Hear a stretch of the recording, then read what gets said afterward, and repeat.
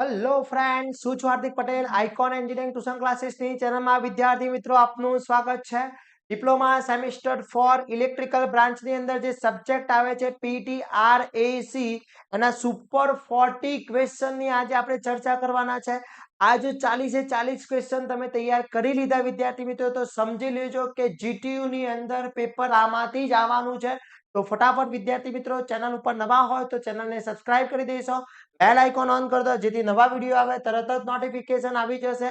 જોડે જોડે તમે અમારા WhatsApp ગ્રુપની અંદર જોઈન નથી તો ફટાફટ જોઈન થઈ જશો, જેની લિંક ડિસ્ક્રિપ્શનમાં મૂકેલી છે, ત્યાંથી જોઈન થઈને તૈયારી સ્ટાર્ટ કરી લેશો, જેથી દરેક વિદ્યાર્થી મિત્રોને દરેક ઇન્ફોર્મેશન મળતી રહે. પ્લસ વિદ્યાર્થી મિત્રો, જો હજી સુધી તમે અમારા ઇલેક્ટ્રિકલ બ્રાન્ચના સબ્જેક્ટના કોર્સ પરચેસ નથી કર્યા તો ફટાફટ કોર્સ પરચેસ કરવાની લિંક બી બાયોમાં મૂકેલી છે. ત્યાં દરેક ક્વેશ્ચનના આન્સરની PDF અવેલેબલ છે, તો ત્યાંથી કોર્સ પરચેસ કરીને તૈયારી સ્ટાર્ટ કરી શકો છો.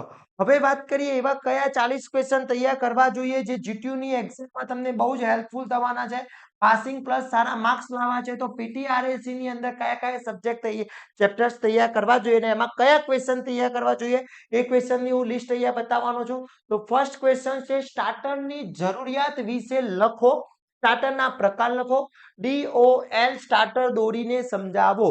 અહીંયા 3 ક્વેશ્ચન ભેગા છે વિદ્યાર્થી મિત્રો. તો આમાંથી કોઈ એક સેપરેટલી બી ક્વેશ્ચન પૂછી શકે છે અથવા બે ક્વેશ્ચન બી ક્વેશ્ચન પૂછી શકે છે, એટલે ખાસ ધ્યાન રાખવાનું છે. ઓકે, એના પછી થ્રી ફેઝ ટ્રાન્સફોર્મરનું સમાંતર જોડાણ જોડવાની શરતો જણાવવાની છે કે જ્યારે પેરેલલ જોડવામાં આવે છે ત્યારે કન્ડિશન શું હોય છે એ તમારે સમજાવવાનું છે વિદ્યાર્થી મિત્રો. ક્લિયર? એના પછીનો ક્વેશ્ચન છે, અલ્ટરનેટર EMF નું સૂત્ર તારવો. એનું ડ્રાઈવ કરવાનું છે, EMF નું ફોર્મ્યુલા. પછી ઇન્ડક્શન મોટર માટે ટોર્ક સ્લિપ અને ટોર્ક સ્પીડ લાક્ષણિકતા સમજાવવાની છે. Most and very most important છે. ક્લિયર? ઓકે, ખાસ ધ્યાન રાખજો. એના પછી 3 સિંગલ ફેઝ ટ્રાન્સફોર્મર અને એક થ્રી ફેઝ ટ્રાન્સફોર્મર વચ્ચેની સરખામણી કરવાની પૂછી શકે છે. Comparison between three phase one phase અને થ્રી ફેઝ વચ્ચેની કમ્પેરિઝન છે. એના પછી અલ્ટરનેટરને સમાંતરમાં જોડવાની શરતો જણાવવાની છે. જે રીતના ઇન્ડક્શન મોટરને થ્રી ફેઝ ટ્રાન્સફોર્મરને સમાંતર જોડવામાં આવતું, એ જ રીતના અલ્ટરનેટરને સમાંતર પેરેલલમાં જોડવાની શરત પૂછી શકે છે. પછી રનિંગ ટોર્ક માટેનું સૂત્ર તારવું અને મહત્તમ રનિંગ ટોર્ક માટેની શરતો સાબિત કરવાનું બી ક્વેશ્ચન પૂછી શકે છે. Very and very most important છે, ખાસ તૈયાર કરવાનું છે વિદ્યાર્થી મિત્રો. એના પછી DO અને YY6 વેક્ટર ગ્રુપ અને વેક્ટર કનેક્શન દોરવાના મોસ્ટ ઇમ્પોર્ટન્ટ ક્વેશ્ચન છે, ખાસ કરી લેજો. આ બધા જ ક્વેશ્ચન વિદ્યાર્થી મિત્રો બહુ જ ઇમ્પોર્ટન્ટ છે, ખાસ કરવાના છે. આ બધા જ ક્વેશ્ચનના આન્સર આપણા કોર્સની અંદર ઇન્ક્લુડ છે. તો હજી સુધી તમે કોર્સ પરચેસ નથી કર્યો તો ફટાફટ કોર્સ પરચેસ કરી લેશો, જેની લિંક ડિસ્ક્રિપ્શનમાં મૂકેલી છે, ત્યાંથી કોર્સ પરચેસ કરી અને તૈયારી કરી શકો છો. એના પછીની વાત કરવામાં આવે, બુકેજ રીલો દોરી અને સમજાવવાનું છે, મોસ્ટ ઇમ્પોર્ટન્ટ ક્વેશ્ચન છે. પછી સિંક્રોનાઇઝ મોટર ફ્રેમ સ્ટાર્ટર નથી અને સિંક્રોનાઇઝ મોટર કેમ અચળ સ્પીડથી ફરે છે તે તમારે સમજાવવાનું પૂછી શકે છે. એના પછી ઇન્ડક્શન મોટરમાં સ્ટેટર તરફથી સ્પીડ કંટ્રોલની મેથડ લખી કોઈ એક સમજાવે છે. એક્સપ્લેન એની વન કીધી છે પણ સ્પેસિફાઈ બી પૂછી શકે છે, એટલે જેટલી બી મેથડ છે ખાસ તૈયાર કરી લેજો. એના પછી સિંક્રોનાઇઝ મોટરમાં પ્રયોગશાળામાં વી કર્વ દોરવાની રીત સમજાવવાની છે. જે વી કર્વ દોરવા માટેની જે મેથડ છે એ મેથડ તમારે સમજાવવાની છે. એના પછી અલ્ટરનેટરમાં વોલ્ટેજ રેગ્યુલેશન શોધવાની રીત જણાવો અને સિંક્રોનાઇઝ ઇમ્પેડન્સ મેથડ વિશે લખવાનું છે.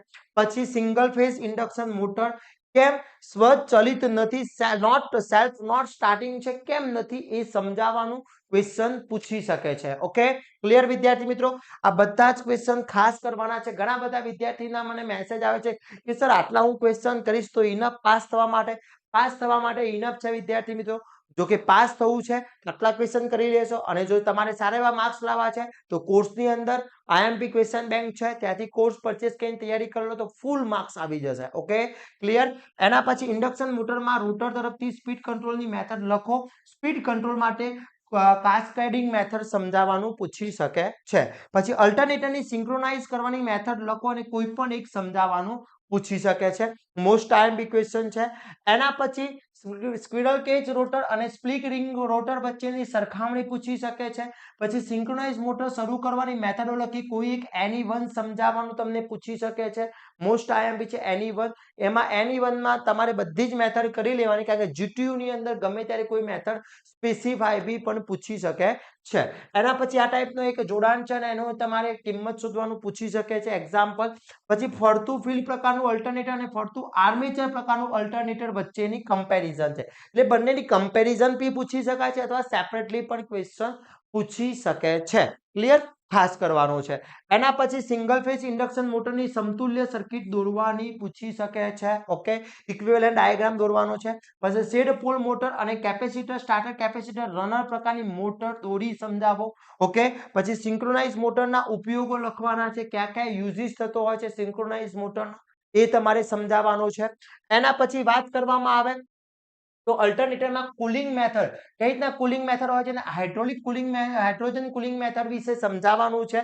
પછી થ્રી ફેઝ ઇન્ડક્શન મોટરની સમતુલ્ય સર્કિટ દોરવાની છે, એની ઇક્વિવેલન્ટ સર્કિટ દોરવાની છે અને તમારે સમજાવવાનું પૂછી શકે છે.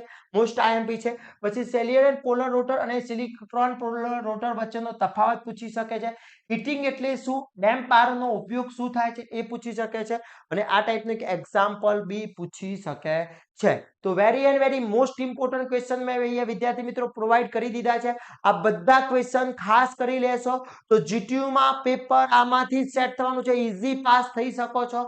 પ્લસ વિદ્યાર્થી મિત્રો બેસ્ટમાં બેસ્ટ સ્કોર કરવો છે, તારા કોર્સની અંદર ક્વેશ્ચન બેંક બી મૂકેલું છે, તો ત્યાં તમારું આખું પેપર એમાંથી સેટ થશે. અહીંયા પાસ થવા માટે મેં તમને ઇનફ આપી દીધું છે. આટલું કરી લેશો તો ઈઝી પાસ થઈ જશો. અને વિદ્યાર્થી મિત્રો જો હજી સુધી તમે અમારા કોર્સ ઉપર નવા હોય અથવા ચેનલ ઉપર નવા હોય તો ચેનલને સબસ્ક્રાઇબ કરવાનું ભૂલશો નહીં. બેલ આઇકોન ઓન કરી દો જેથી નવા વિડીયો આવે તરત જ નોટિફિકેશન આવી જશે.